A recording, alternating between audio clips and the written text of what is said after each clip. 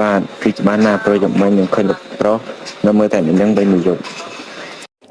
បើពិតដូចជាឯងថាអញ្ចឹងយើងប្រហែលជាចិត្តមានចៅពួននឹងគេហើយបើអញ្ចឹងយើងទៅសិនហើយហូយពធហើយបែកញើចង់ជោគព្រះហើយសំណាងដែរចរិតខ្លួនកុំនៅគ្មានអីកប់នេះនាងញ៉ាំបោកសិនទៅមិនអីទេខ្ញុំមិនតាន់ចង់ញ៉ាំទេបើនាងមិនចង់ញ៉ាំអញ្ចឹងនាងក៏សម្រាប់ទៅមិនរំខានទេពេលឃ្លានបបរនាងក៏ញ៉ាំទៅតែគេមិនចេះឡើយយ៉ាងដឹង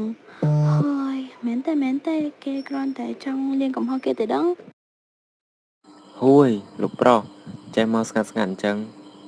មានការអ្វីបាទ ឯងជួយរកជួយគិតតិចមើលកន្លែងណាដែលមនុស្សស្រីគេស្រឡាញ់ចូលចិត្ត នេះកំប្រាប់ថាបាក់ចិត្តស្រឡាញ់គេហ៎ ឯងបញ្ឈប់ការងារឥឡូវឬចាំយើងដេញស្អែក កុំដល់ថ្នាក់នឹងអីដូចជាលើហើយបាទ យើងឲ្យធ្វើអីឯងក៏ធ្វើនឹងទៅកុំចង់ដឹងរឿងម្ចាស់ច្រើនពេក បាទទទួលបញ្ជា ថ្ងៃនេះនាងទំនេរអត់ មានអីតំណែតាលោកមានការអីមែន គឺយើងចង់នាំនាងទៅ នឹមតើមើចាំដែររួចច្រៀង វាជារឿងស្អីរបស់ឯងដែរហ្នឹង